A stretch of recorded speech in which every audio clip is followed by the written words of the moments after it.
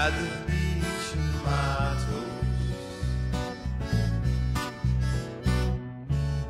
reflecting back in time about years ago, like melting snow, here today and gone tomorrow.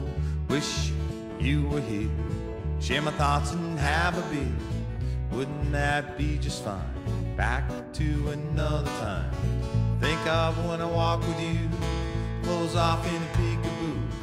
This sandy beach, it's the best thing to do. A little bit about the maintenance of a reel after you've gotten in from fishing, the spinning reel in particular.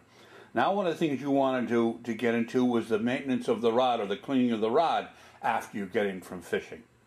So what is there to do for the people?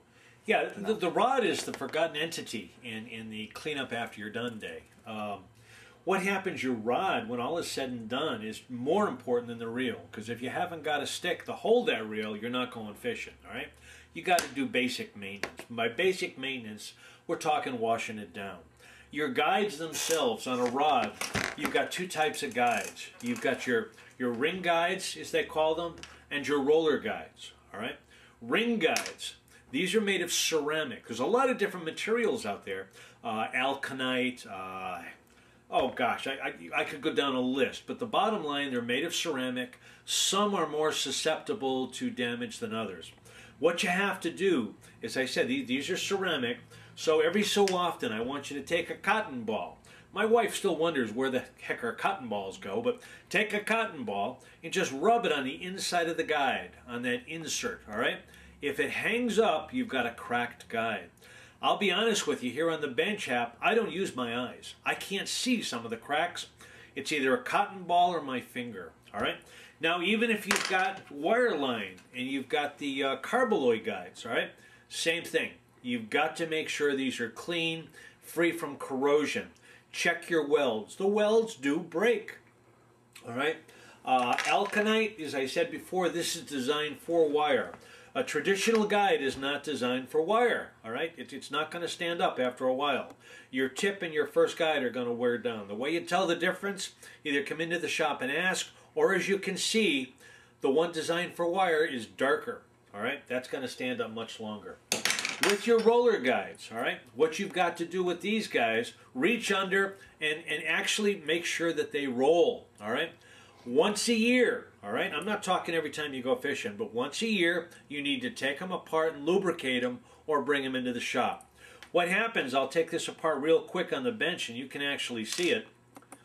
The roller is held in place with bushings, all right? These bushings need to be lubricated. They've got to be lubricated. On the big tuna gear, your roller guide at the tip, this is where you're going to have problems. And again, you need to take it apart, lubricate it once a year, or bring it in the shop, and we'll take a look at it. As far as your reel, once you rinse it down, as we talked, I once had somebody come in here and argue the merits of washing it down with soap and water. Well, here's the problem. You have lubricant on these reels, all right? You have lubricant on your rod rollers. You have lubricant on your reel seat. If you use soap, it's going to break down the lubricant. Shouldn't really use lubricant. And when you rinse it down, don't lay it on the side that you all lay it on. I know you do because I see the gear, all right? You all want to lay it on the left side because it just sits there looking so regal. No! You want to lay it down on its back. The reason, if you lay it down on its side, you've got all the water and salt, and where does it go? It goes into the other side of the spool. It goes into the other side of the reel, and what you're going to have is a spool that's corroded on one side, and this end of the reel, your bearings are going to go. So put it straight up and down. Again, simple, stupid tips, but in the long run, like I said, you pay me now, you pay me later, and if you pay me later, it's going to cost you a lot more. All right? Insofar as those bearings, I'll show you real quickly. Reels today use two types of bearings. One is an open and one is a closed. You can see the difference. The bearings that are closed, although they're designed to last longer without care or maintenance, the problem is I can do no maintenance. So once that lubricant breaks down, that's it, it's done. On the open bearings, I can maintain these bearings. I can clean them. Most of your high-end reels now will use the open bearings because it's understood if you have an investment in a reel, you're going to take care of that reel. All right. Now the last thing I'll leave you with, when you clean your rod, your rollers in particular, is that all there is to it? Just the water? Absolutely not. What I want you to do is take WD-40. WD stands for water displacement, and it's the 40th attempt at the perfect formula. This is it. WD-40 actually displaces water. So I want you to put WD-40 on your rollers, and in particular, your handle. I replace more handles in here because of lack of maintenance. You have to get the WD-40 inside the handle shaft. If you have a 2-speed, just a little bit of WD-40 in the 2-speed wheel well. Next time we talk, we'll be talking specifically about reel maintenance, both conventional and spinning. Back to another time.